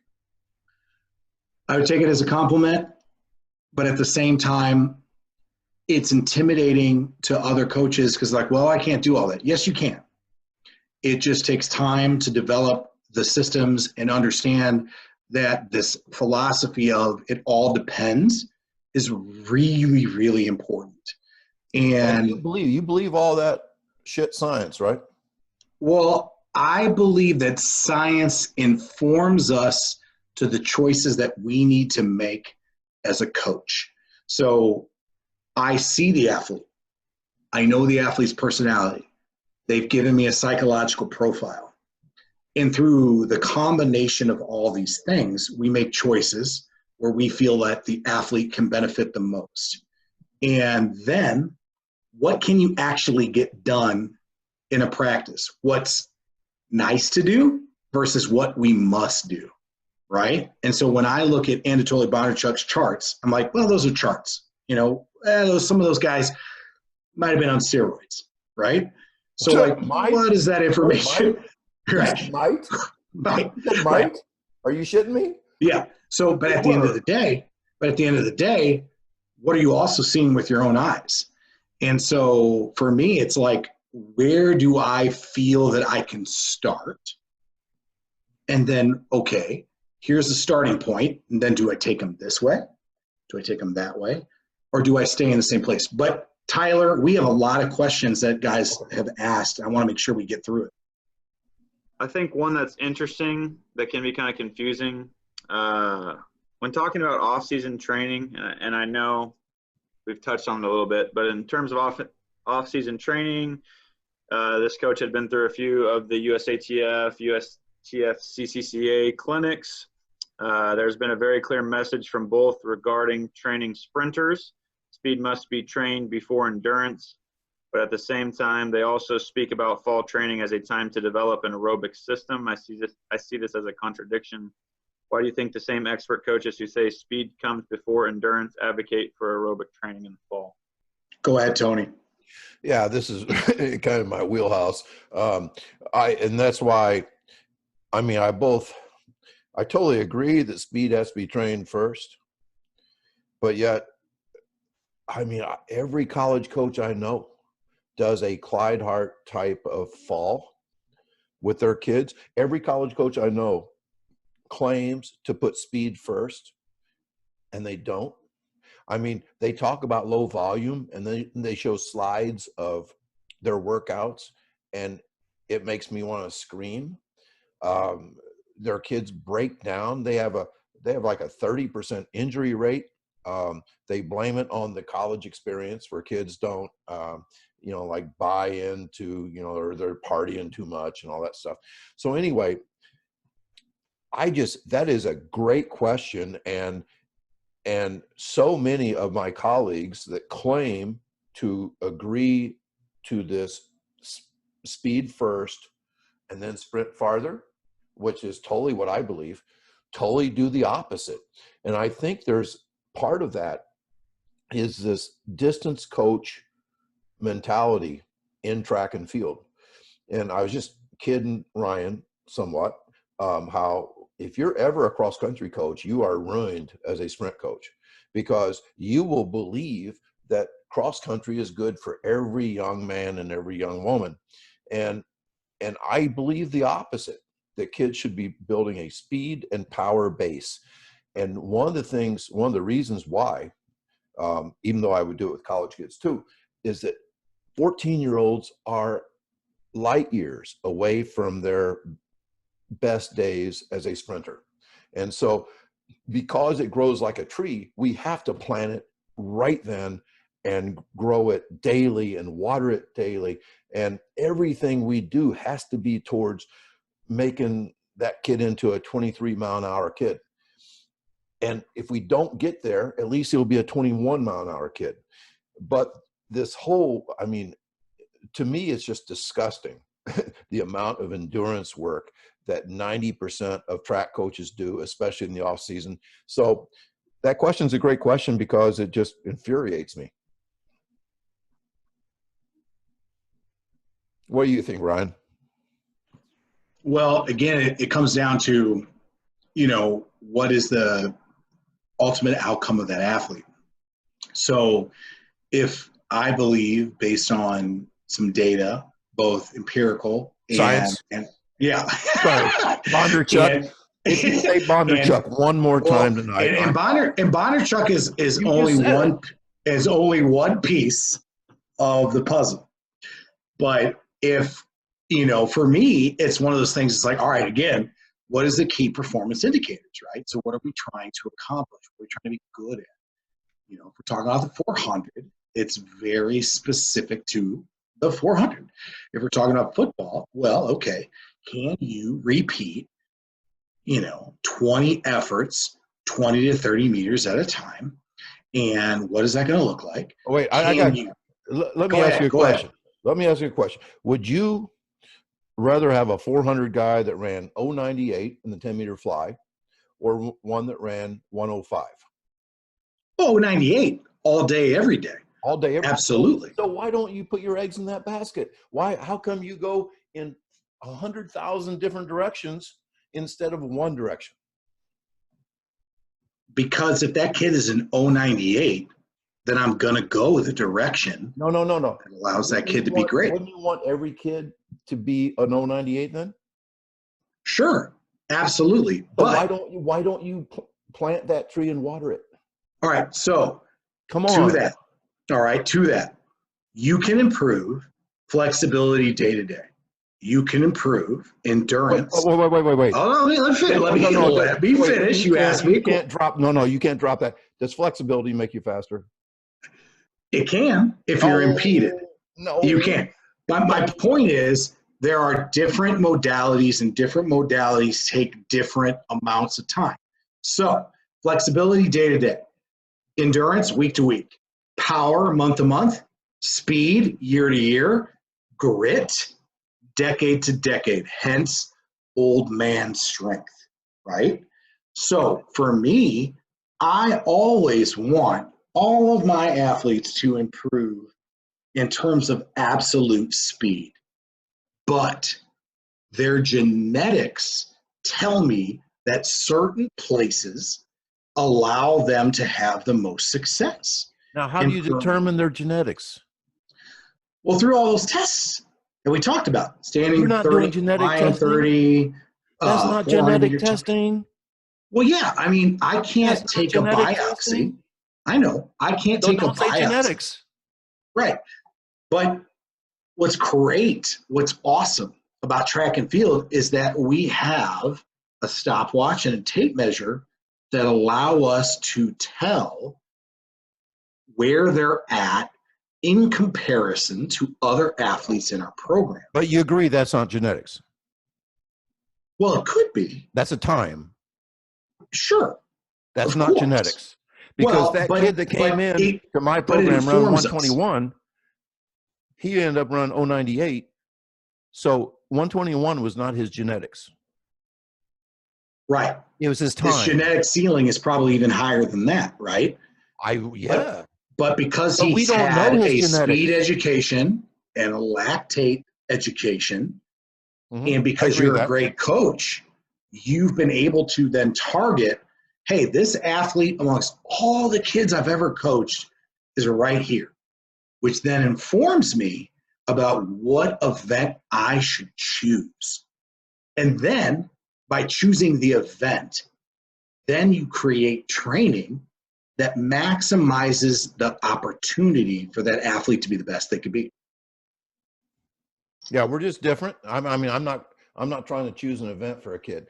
I want every one of my kids to be good in the 1, 2, and the 4. And by doing that, they're going to be good in both hurdles. By doing that, they're going to be good in the jumps.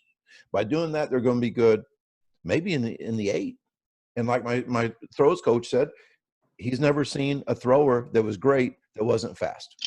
So that's why I go in one direction and you go in 10 million directions. Correct. But understand that those choices are made on a multitude of tests, athletic output, which is so great about track and field. We have a tape measure and a stopwatch to decide, hey, this is the best event for this athlete. Let's go in this direction.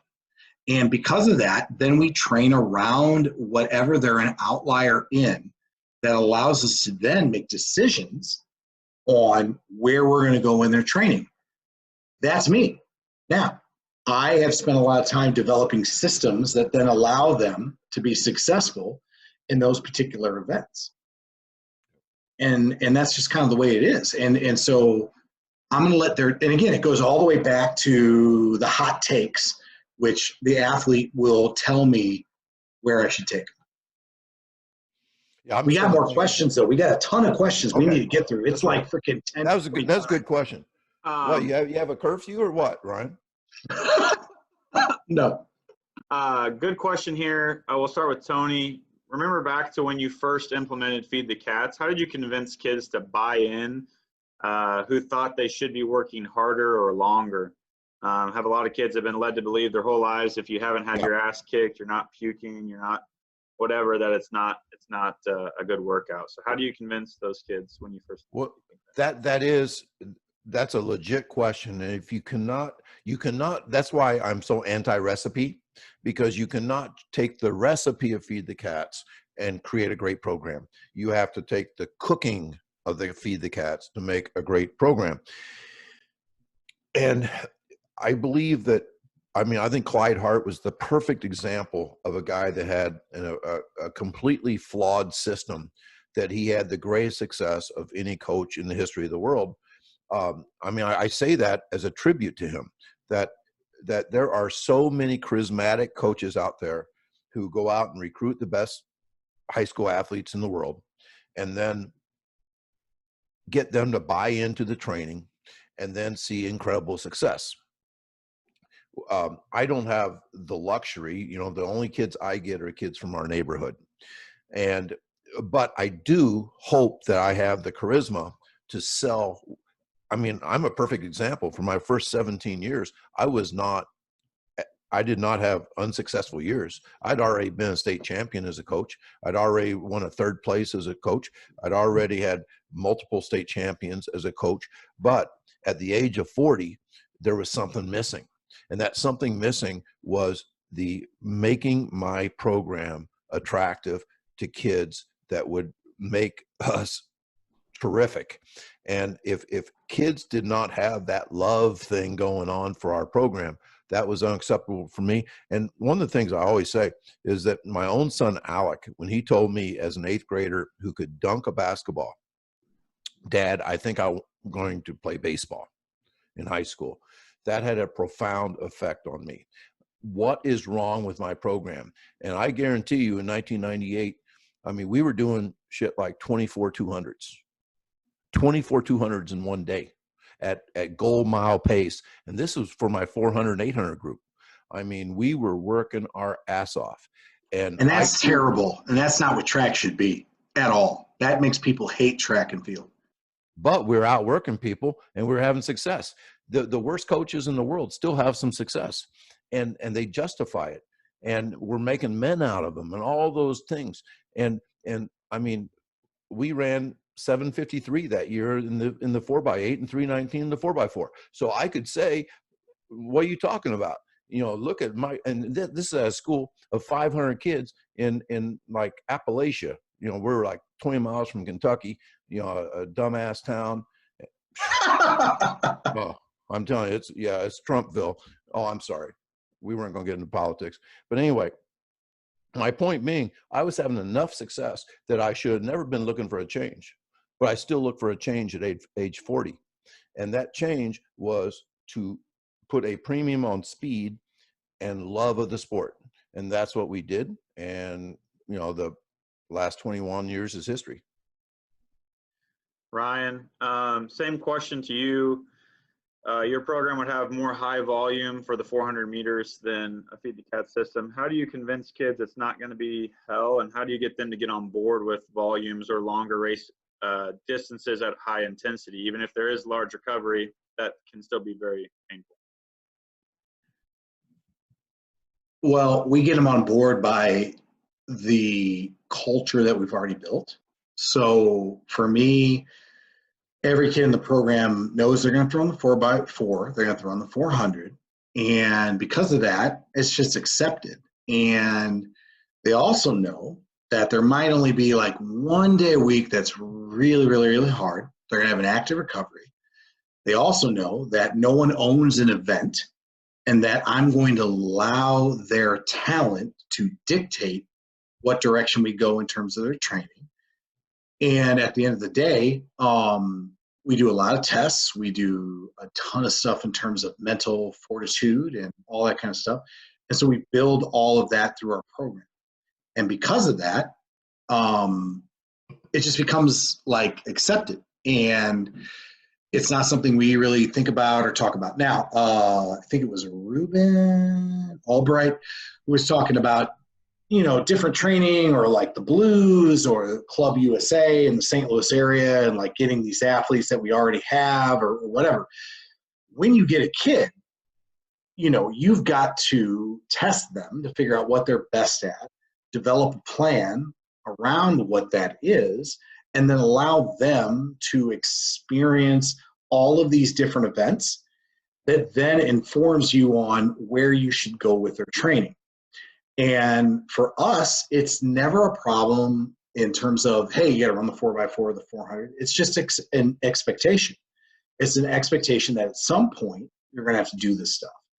And it's also an expectation that you give your very best effort as opposed to like hiding behind the stadium or, you know, not, oh, I am only a 100-meter runner. Well, that may be true. Hey, Ryan. Yeah, go ahead. Would you agree that expectations is a great definition of culture? 100%. See, a lot of the stuff that people think are culture are things like pasta dinners and scavenger hunts and you know, I mean, things that I think are bullshit. No, I do. I mean, I don't do those things. But culture is when kids understand why they're doing things and they buy in. Buy in is a good word for culture to me. Buy-in is the most important thing. So how do you get them to buy in? They have to see historical results. They don't need a science lesson on Bonderchuck. Right, exactly. So it's not about that. It's about this is what we are.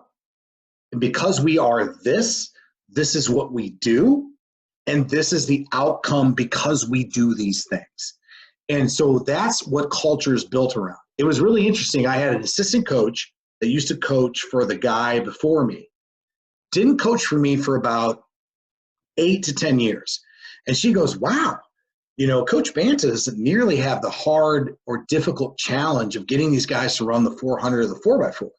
It's because it's just not a conversation piece, you know? And because of that, and also me kind of feeding, hey, everybody's going to go down to the third corner. We're all going to cheer and scream and get excited. And me telling them, this is what we're about. This is how we are going to be successful. You don't even have to tell your kids. You don't even have to tell your kids to do that anymore, right? Right, because it becomes part of their culture. Exactly. Expectations is culture. Right, exactly. And that's what's cool about your system and my system is that we've had success over a long period of time. That's what I was thinking. I think the thing is that you are doing everything wrong, but you're still getting great results because you have great culture. I'm learning. No, it's about specificity of training, KPI, and at the end of the day, and it's one of those. Chuck. Yeah, not always about Banta, but at the end of the day, it's like this is what we're going to do, and then we allow the athlete to tell us where we should take them, and then because you and I are informed about how we get the best out of those kids, then we can make the very best in comparison to all of who we compete against through those modalities, whatever it may be. Got it. Ryan, something I want to toss your way because we've had this conversation too. I don't know how to set this up as a question. It's okay. would it be fair to say that a KPI in every race on the track is top end speed, even in the 5K and the 10K? In the absence, of course, there'd be a necessary volume and it would look different, but at the end of the day, the king factor is the max velocity, how we talked about for 10K races and things like that, even at higher distances. right. So is it a correlation or is it cause, right? So like my best distance kids comparatively to other distance kids will have the best flying 30. That's true. But at the end of the day, what are we trying to do? If every program gets their very best kids out, right? Best athletes in the building all come out. Then how do you create a point of separation? Well, is it going to be the best athletes? Well, then why coach? Our point is we're a track and field coach. So how do we bring those athletes to fruition, crescendo their training, so they can get the very, very best out of themselves? The best kid, like, okay, so like Lizzie Dejois, right? She was really good at the 100, really good at the 200. But she was top 8 in the 5K. She was the best girl in the state her senior year in the 800. You still have to create training, even though they have that one designation that tells you that they're the best kid at the school. But that doesn't necessarily tell you their best event. Their best event comes through providing them experiences and training that allows them to show you where you take their training. And that's how we have a great 100-meter group, a great 400-meter group, and then have the state record in the 4x8, is you allow them to reveal themselves to you, but you start off in a point in training that is responsible based on science, data, and your anecdotal knowledge. And then once they start to show you the direction they need to go, then you develop a system that allows you and them to have the most success at that particular event. I guess another way to structure that would be, how much emphasis do you put on speed within your cross-country team, even as you train them that way?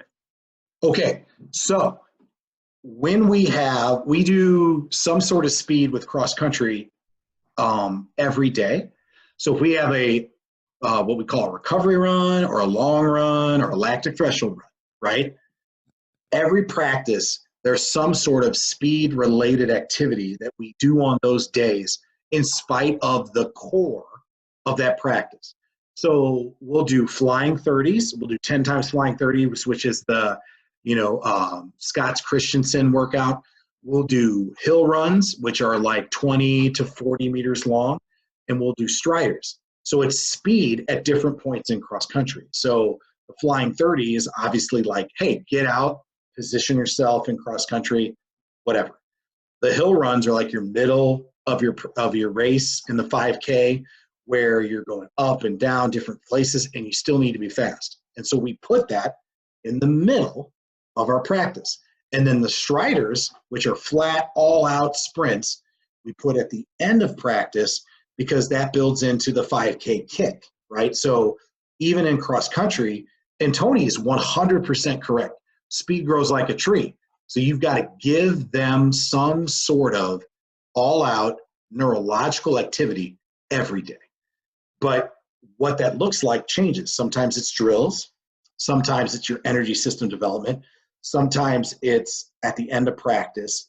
But you've got to give them that throughout the system in your training. Very cool. Ryan, you want to talk a little bit about the opportunity for people who are on the webinar for your book? And then if Tony wants to jump back in, we'll wrap it up here by 11.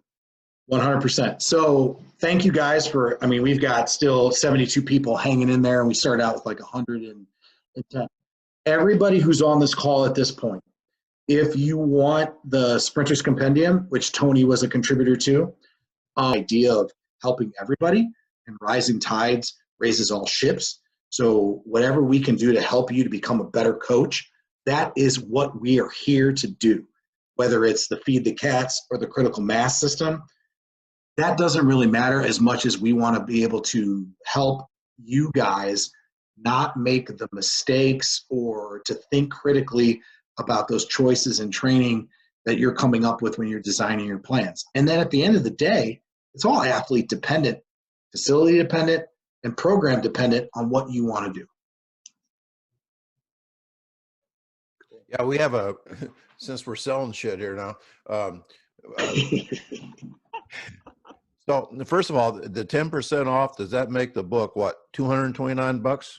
No. $10 off. I have no idea the percent right now. I'm in no position to make calculation. And has it been translated into Chinese? So I had a gentleman translate the first 2 chapters, which are available anyway on Amazon.com and Speed Endurance. But we haven't had anybody go beyond 2 chapters or 3 chapters. So at this point, it's unbelievable. Yeah. So anyway, the Track Football Consortium, trackfootballconsortium.com, is having a Memorial Day sale, 30% off of all videos from, I mean, there's like 100 videos.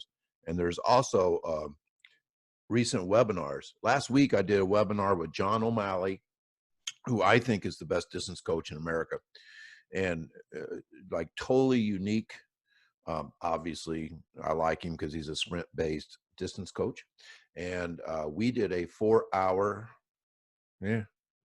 I think like maybe it was 3 over hours. 4 hours. No, it was over 4 hours. It's okay. Crazy long. It's really good. Yeah, it is really good. And you know, the reason why I like John so much is I like people who get outside the lines.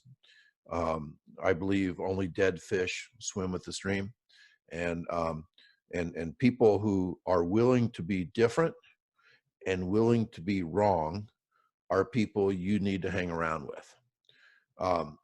You know, I think that's so important. And that's really the mission statement kind of Track Football Consortium, is that if you're not willing to be different, then you're never going to stumble onto anything that's truly, you know, changes things in a positive way. But if you're afraid to be wrong, then you'll never be different. And I believe too many people stay in that, you know, between the lines. And John O'Malley is constantly looking for the edge, to, you know, to beat the people who are trying to stay between the lines. And, you know, that's just the type of, you know, a person I want to hang with. And the whole TFC community, which Tyler's a major part of. Ryan was almost, we invited him to speak at Festus, but he had some other engagement. I was in Wisconsin. So someday, yeah, I won't hold that against you. But the but the entire TFC, the greatest thing about TFC is that there is this sense of belonging to a group of not like-minded thinkers, but people who are willing to be different and willing to be wrong. And they're willing to debate, like Ryan and I. Like, I mean, I hate the critical mass system. I think it's the craziest fucking thing I've ever heard of in my life. And, you know, that 12-dimensional chess stuff that he plays every season, I mean, he hasn't convinced me of anything. Plus, he used the word modalities 97 times. I kept track. I've never said the word modality till tonight. So you've already messed me up. So no, that's important stuff. And you're willing to debate and talk and have fun and have a drink late at night. And so I've really appreciated this. And Ryan, you're a good guy. Don't take anything personally, please. Absolutely. And if I could echo anything, it's important. Like, the best advice I've ever been given is, if you're the smartest person in your group, you need a new group. You need to be challenged. You need to defend what you do, because 2 things can happen. 1, you can educate others, or 2, you become a better coach for your athletes coming down the line. It's very important to be challenged. It's very important to have people who respect you to say, hey, I don't know. I don't know that I agree with that. I don't know that I believe that. But at the end of the day, that is the best, like sunlight is the best disinfectant, right? So when you explain your program, you talk about different things, it forces you to defend it. And because you have to defend what you're doing, or you listen to somebody who's got a good idea, it will create an opportunity for you to be better. And that's what's so important when we talk about track and field. And I believe the benefit of the track and field community, the best thing about us, is that we are willing to share and put our stuff out so that it can be shown to the world, get a little sunlight. And at the end of the day, it either helps people out or it will help you become a better coach. And at the end of the day, that's what we're all about, is improving athletes and improving everybody. Think about this. How about, I hate to go global on this thing, but just think if people in our country could sit and talk without, like running back to their corner, that we could challenge each other. I mean, like listen to each other and challenge and all that kind of stuff. So I'm a huge believer in all that stuff. I don't hold your political leanings against you. I mean, it's okay. You're from Missouri. It's all right. I mean, I don't expect you to be, a Democratic socialist like me. I mean, there are no Democratic socialists in Missouri, right? They might be farther and few between than in the Chicago area. But at the end of the day, I think that's the best thing, because it's like, well, why do you think that? Have you thought about this? Have you looked at this situation for these particular athletes? Any of these conversations that we have where we're challenged forces us to become better. And again, that's what we're doing. That's why we got into education. That's why we got into coaching, is that we want to do what we feel is best. And also, if somebody like Tony or myself or Tyler or Buckvar or Burris or Vince Anderson, they can challenge you, take that as a compliment. Their challenge of you is because they desire you to be great so your kids can become great. And what could be better than that?